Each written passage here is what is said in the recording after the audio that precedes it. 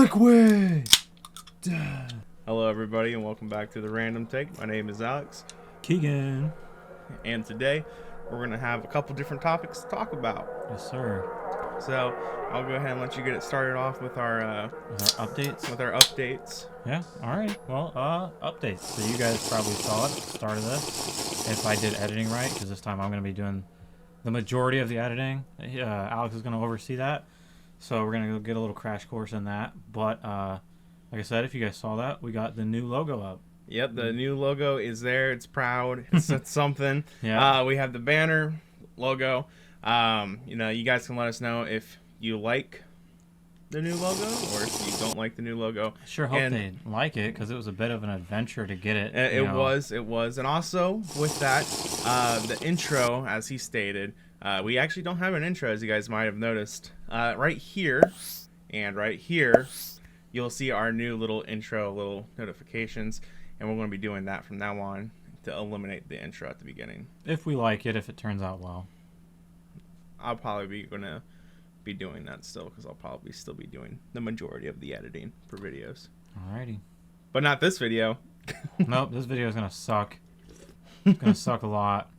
It's going to look like crap. Going to be a lot of editing for Keegan. Yeah. He's going to be so excited. Super excited. But you want to get back on a topic here. Tell us a little bit about the adventure you had to go through to get the all the new stuff for the... So, we all are, I'm sure most of you are aware of this beautiful thing called Fiverr. You can source content creators and just creators in general on Fiverr.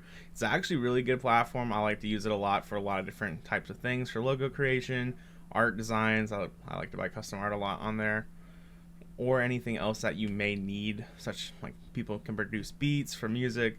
They can edit your videos. There's a bunch of different things that they can do through Fiverr, and it's pretty cool. However, this time on Fiverr, this time it's a bit of a wrangled adventure. I do everything as normal. I put in what I want to do for the new logo and everything, and I am going through it, and it said it will take about 6 days to complete. I'm like, all right, cool. That's about standard issued time on a lot of these different types of logo creations and artwork designs. So I was like, okay, I'm cool with that. I can work with this. Not big of an issue. But I like to check about updates, and I noticed that when I select people to do my gigs, like when I'm buying stuff, I always make sure that they are highly rated in communication, or they're just highly rated in general. This seller in particular had over 300 5-star reviews, Fiverr's choice, and was rated really good on communication. Probably a really good top dog to go to for the price that we paid. Yeah. So I was like, okay, this seems like a really, really solid type of guy. And I looked at all of his previous work, and I'm like, he does some really solid work, as you guys can see. It's pretty solid. Yeah, I was pretty impressed with it. I'm also very, we're going to talk really bad about the guy, but I do have to give him credit. He did a phenomenal job on the banner, the symbol, everything. And I like the style of it. I didn't think I would like it compared to our old one. I really liked our old one. I still really like our old one, but he did a phenomenal job on that. Yes. So I messaged him for an update 4 days after the order was placed, after not hearing anything. And he sends me a delivery. I'm like, oh, okay. 2 days early. That's cool. And I'm looking at it, and I'm like, oh, this is really cool, this and that. And then I look at the file, and I look at it closer. It says it's a PDF, and it's marked for delivered. Now on Fiverr, if you click accept delivery, they take your money, and you get stuck with what you've been left with. So I was like, is this guy trying to scam me? Is he trying to seriously scam me on Fiverr? So I put a revision request in. I'm like, yo, this is a PDF. What the am I supposed to do with a PDF file? Yeah, and then he decided that it would be a good idea to put a password on it. Yeah, so that way... So I was like, okay, I download the PDF, and I know how to extract files from PDF. So I go there, and I open up the PDF file, and then it's password locked. I'm like, what the is this? He was texting me the whole time, like, because I was asking him for updates too. And he's like, this dude's trying to pull a fast one on me. Yeah. So I message him. I put in my revision request. I'm like, hey, I noticed that it says PDF, and that it's password lock, and a couple other things, and I don't hear from him for like 6 hours. no 24 hours. Oh, that was the 24-hour time one. Yeah, don't hear from him for 24 hours, and he messages me the next day. He's like, I still have to work on the banner. He's like, and I'll make sure to send the right file. Huh? Wonder how many people he's done this to. So Yeah.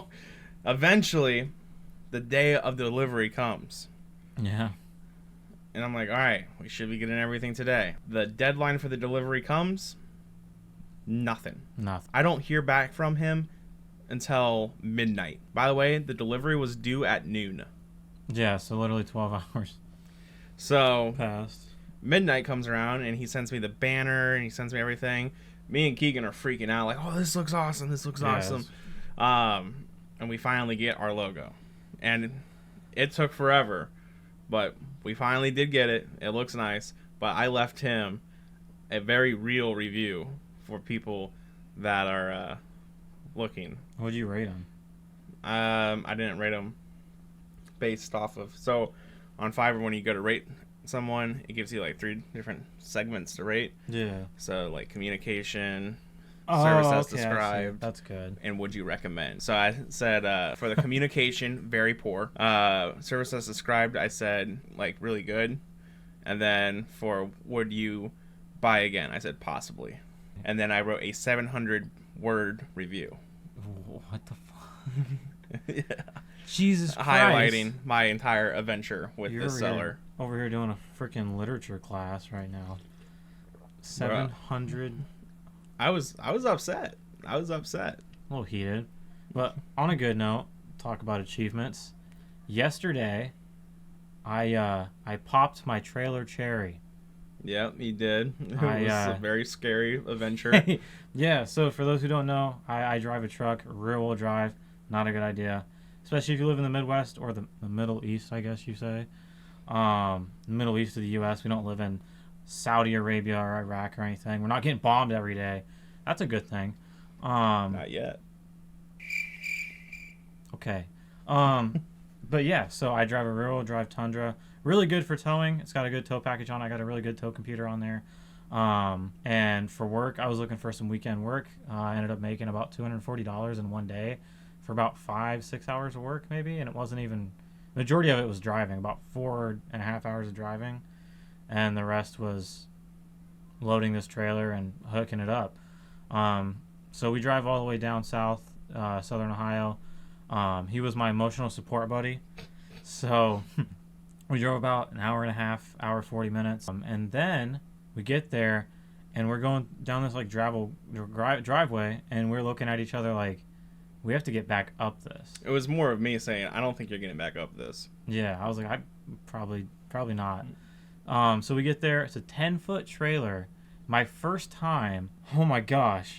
I was sitting there. We get there. He was shaking and 2 hands on the wheel the entire time that we were dealing with this trailer. And I'm throughout the entire drive. Yeah, I'm usually the guy that's sitting there, one arm on the wheel, anywhere on the wheel. Midnight, 6 in the afternoon, whatever. I was 10-2 on that and I don't do that at all. I wasn't speeding. I wasn't doing nothing. He actually listened to the speed suggestions. A little under, actually. We hit one curve. I call it dead man's curve because it said 35 and it meant every bit of 35 miles per hour on there. I was probably going about 20. But we get there, we hook up the trailer, we get everything set up, we're driving, and I had to gun it up that hill. Yeah. I had to gun it up that hill, and then we got to the edge of the road. I was waiting on my my boss's brother to follow behind me and to send me the address that he never sent me yet. And I'm trying to back it up a little bit. Not working. Right before we got on the road, we're sitting there waiting for him. So I put it back in park. I was like, we're just going to sit here for a little bit and wait for him. That's what we did. Because we were literally leaning like this down that hill. I thought I was going to die the entire time. Eventually we did get going, and I had to keep telling him, you're doing okay. Your right side's good. I had to make sure the right was clear every time. I'm like, you're doing okay. Yeah. We're not dead yet. we hit traffic on there too. So my truck already is wide enough. The trailer was wider than the truck by about a foot on each side. So there was a couple times I had to go like the trailer was definitely like in the grass, going 50 miles an hour down the road. Yeah. But we're traveling. We're going down. We get on the highway after about 45, 50 minutes of country roads and like outer city industrial roads and whatnot. Then you get a phone call. Then I get a phone call literally right before we're getting on the highway. I get a phone call from my boss's brother, who's the one following behind us, to drop off the trailer. He's like, "Hey, dude, trailer's falling apart." What? Keegan's face at that point, because he had the phone on speaker, all the color just drained out of his face. I'm like, "What do you mean?" I was like, "We're literally like 10 minutes away from where we need to be, and we're just now getting on the highway. What do you mean it's falling apart?" He's like, "There's just some stuff coming off it, like wood and whatnot." I was like, "Okay." And then I asked him, as we were getting on the highway, "Do I gotta back this thing up?" He's like, "What?" It's like, "Do I gotta back this thing up?" "What?" "I'll talk to you when we get there." And the whole way, I'm like, trailer's falling apart. I gotta back up the trailer. This is my first time driving a trailer that's 10 feet longer than my truck. I'm scared. I'm yelling every bit of obscenities at people driving. You know those roads where it's like the middle two lanes, you stay on these middle two lanes to get onto this highway. Right lane is an exit, left lane is an exit, and then the far right lane is an exit as well. I had to merge over, realize I'm in the wrong lane, merge over again, realize I was actually supposed to be in the other lane. So I go from, all right, 1, 2, 3, 4. All right, I'm in lane 3. I get over to lane 2, like, oh, I have to be in 4. So I go to 4, and then I realize I got to go all the way back to freaking 2 again. It's just a nightmare scenario. And then we get there. By the grace of God, we get there. We didn't die. We didn't, obviously not. We're not, dead. Or are we? We could be. It could be. This is just purgatory. But, yeah, so we get there by the grace of God. And my boss's brother gets out, and he's like, let's back it up. And I'm like, what do you mean? Back it up. He's just looking at him. He's like, "I'm going to guide you, and we're going to back it up." It's like, all right. So, do you want to tell him how that went? So we started Trash cans I wrecked into. So we started to back it up. Keegan pulled the truck forward. Immediately jackknifed it. Almost. Yep. And then trash cans were in the way, so we had to move all the trash cans. And we kept trying to tell him to back up. And he's like, "There's a car. There's a car." We're like, "Screw the car. The car can wait." And he waited for the car. So once the car cleared, I paid by the hour, my friend. he started to back up. While he was backing up, the only thing he was worried about was the satellite dish that Dude. he was perfectly clear of. Dog. It says objects in mirror are closer than they appear. And we kept saying, "You're fine." He's like, "What about the satellite dish?" "You're fine." "What about the satellite?" "You're fine." Dude, I don't want to knock someone's cable out. They might slash my tires. So we eventually did get it there. And then we took off the trailer. And as he was pulling forward, I have never seen him drive his truck so fast forward in a single second to get away from that trailer. Dog. So, to be fair, I was stepping on the gas. My truck's 4.6 liter, 8-cylinder. It is a fast truck when it wants to be. I had a trailer on there, so I got complacent. So as soon as I didn't have a trailer on there, I stepped on the gas like I would with the trailer, and there's no longer 6,000 pounds of weight on it. So it went, instead of going like it normally does with the trailer, it went vroom, fast. I think you're just excited to get rid of the trailer. I was. I was so excited to get off that thing, man. Right. But what's our topic for the day, man? So today we're going to be discussing some experiences that we've had in the past. Some little adrenaline experiences, I guess you could say, is the best word for it. Some thrill seeking. I want to say kind of thrill seeking, kind of not thrill seeking. It's just predicaments where we were a little bit scared shitless. Yeah. So I'll go ahead and let you start off with the first little story here, and then we'll just kind of alternate and make comments on each other's stories. And once we find a reasonable time, we'll probably cut it short. Cut it short. All right. Scary thing. You ever gone rappelling? No. No. So rappelling is super fun. Wait, kind of. Kinda. Rock climbing. Rock climbing. Nice. So for those who don't know, I'm in the reserves. Part of your basic training is you have to do a rappel tower called Eagle Tower. Super, super cool. Scared shitless. I saw so many kids eat shit. So you got a harness on you or whatever. You got a rope. You got it behind you. And every time you bounce out, you got to throw some out and then catch it. Throw some out, catch it. And I'm watching people do it. And I'm one of the last in line. So we get there. People are lining up to do it. And I see this one. I look up because I just got all my harness and whatnot. I go there and I see a kid throw it, but like let go of it. So when you do it, you got a grip on it like this. When you let go, you're kind of just doing this, keeping it in your hand, but kind of not like open. You got gloves on too, so you're not like gonna get rope burn or whatever, unless you're this kid. So we're doing it. He throws it out and lets go, and so his only arm that he has on it is this one. To be fair, he has a strap and whatnot, but he just plummets. And thank God there's a stopper on there, because that kid almost he could have died. It was a very scary, surreal experience. How'd you do though? I'm a superhero, dog. I did pretty good. Yo, I don't know about that. How'd you do? So personally, I felt like I did good. I didn't mess my stuff up, but it was definitely I went slower than I wish. I did it in 3 bounces though. You got to do it in 3 bounces. So you got to go down, down, down, and on the ground. Okay.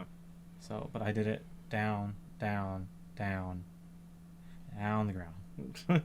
So, but it was super fun, but it was very scary. Okay. For me, when I was younger, I am not necessarily a fan of heights. I can do heights. I've been to the Grand Canyon. It's not a fear of heights; it's a fear of falling. It's just sometimes that I get a little height sickness. So for someone that's flown on 1,000 planes, shut up. Moving on, we're in Florida, and my mom, and this is when I was a lot younger, just like I think when I was 14. Yeah, my mom was like, we're gonna go somewhere. It's a surprise. I'm like, okay. So we're all going down to this weird part of the boardwalk, getting on a boat. Okay. And this boat has a contraption on the back of it. It has a big winch with a parachute. Okay. What are we doing here? What are we doing here, Mom? She's like, you'll see. And we get out into the water. And then the guy that's driving the boat, he's like, all right, who's up? My mom's like, those two. And she points at me and my sister. And we're like, huh? We get strapped into the seat, and then the next thing I know, I'm way up in the air on a parasail. I'm just like, and as I'm going up, it's just like, oh my God! Yeah, I don't know how I would do in a situation like that, because so there's 2 ways that you can do it. You can either fully enjoy it because you're out of you can't do anything. You're either gonna drown in the water. I ended up having fun, yeah. But on the way down, I have a fear of sharks. Oh God! And the open water. Both of those things are prevalent. Yeah. There's sharks in open water. Yeah. And I'm over open water. Yeah. Going down was the most scariest thing of my life. Okay. Because I thought I was going to end up in the water. And here's the most up thing. They brought us down, and as we're almost to the boat, they just stepped on it. They just, oh my God. And we went flying right back up. And then they came to a stop, way. And then we just started to fall, like a sudden stop, and we just started to glide down. Nah, I'm not about it.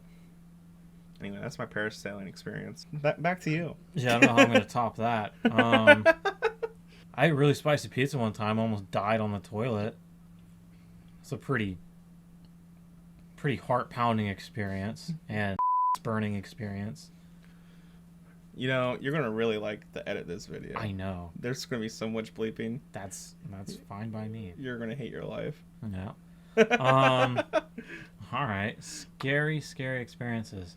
So I'm going to talk about a time that we saw aliens. So we're driving, Alex and another one of our friends, Alan, they went to an area. They had one of their late night drives back in the day, and they drove through a little town called Magnetic Springs, and just so happens that they had ghost cars chasing them. They had lights in the sky following them. Yeah, no, it was a pretty terrifying experience. Yeah. That's not for this podcast. It fits the topic, but that is going to be for a future podcast that we have planned. Yeah. But basically, short and simple version of it. Me and him did it one night. We're driving there, and we get there, and not only did we see a random fire out in the distance, like propulsive fire. It's just shooting out of something. It's probably a rocket ship that crashed. Really, honestly. But I had just gotten a new car. I got a 2018 Ford Escape, and it had one of those bull start-stop things, and I didn't know that. All right, we get to a stop, and we're just looking. All right, because it's the dead of night. Turned my lights off. We're just sitting there looking, and then I thought I saw something in the sky. I'm like, "You see that?" And he's like, "What?" And then my car just shuts off. The engine stops. I'm like, "We're getting abducted, bro. This is bad news." And lo and behold, it's just an eco-friendly way to live. But I about shit my pants. So, eco-friendly cars. That's the lesson. Yeah, that's a lesson for this. Don't mess with aliens if you're in an eco-friendly car. It'll turn off. That's funny. Oh, I went to a haunted house once. It was in Mackinac, Michigan, Mackinac Island, at the Grand Hotel, where they have a whole bunch of like horse buggies and shit like that. Like, there's no cars on the island. But I went to the haunted house in there, and I went with my sister.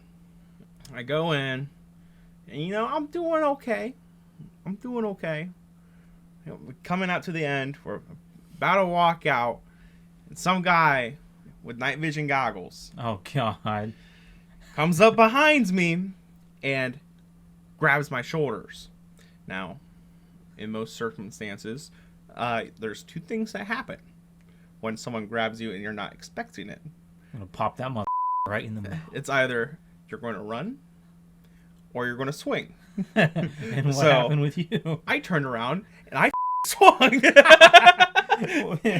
And then what happened to him? He was like, what the? And then I got kicked out, and then I got banned.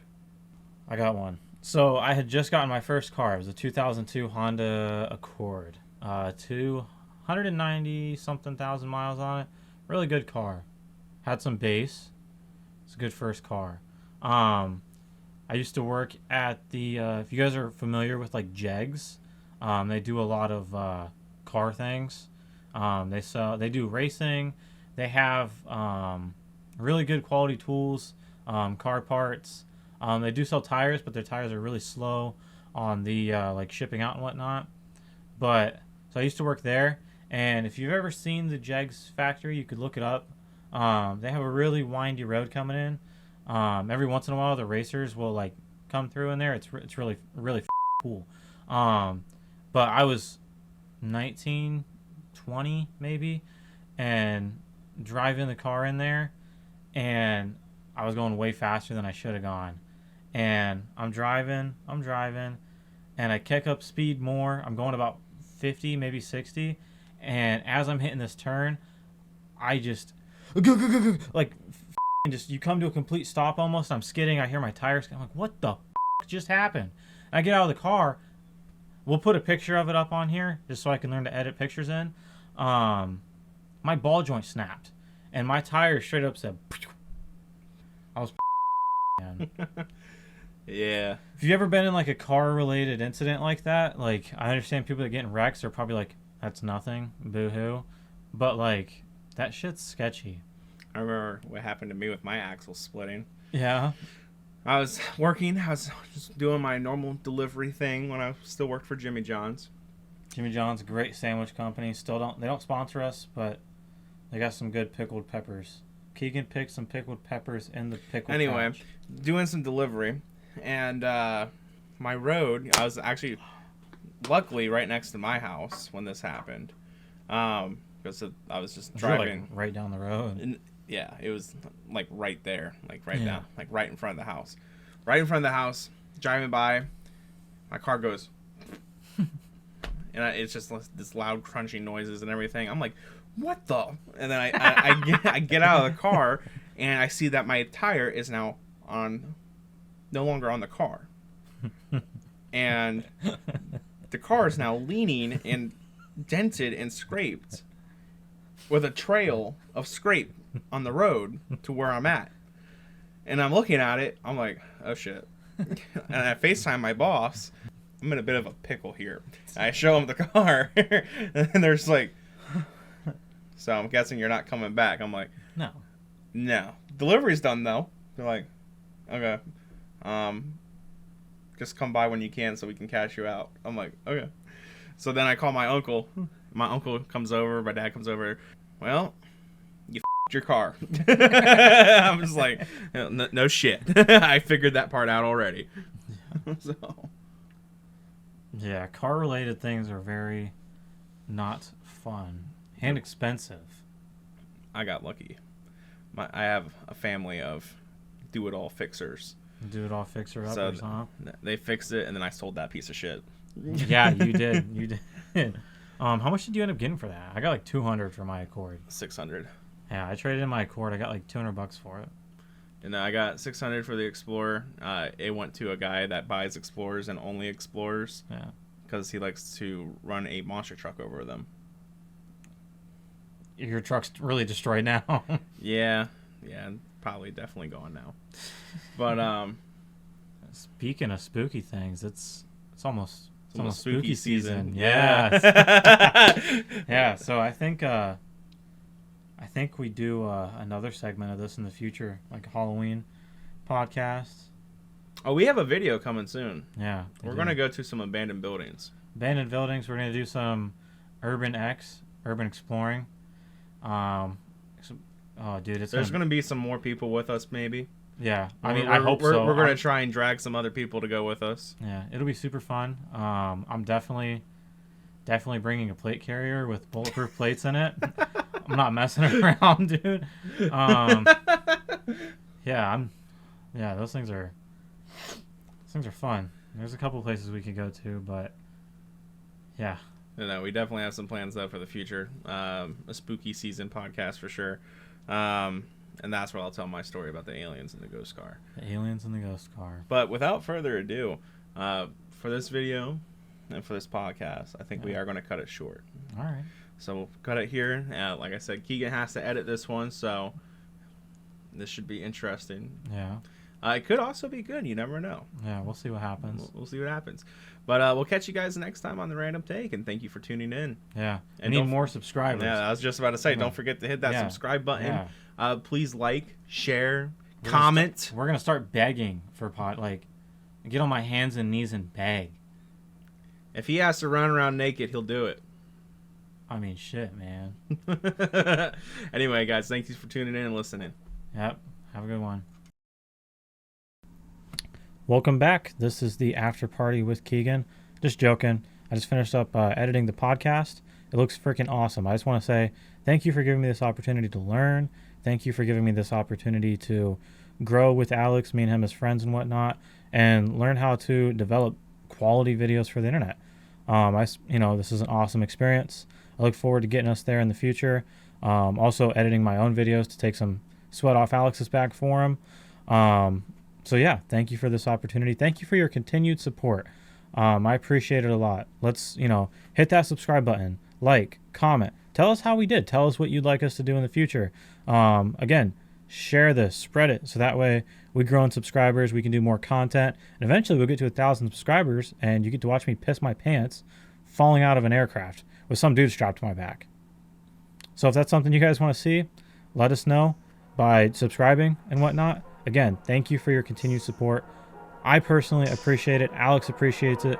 We are very thankful for this opportunity. So again, thank you guys. Let's continue watching. Have a good one.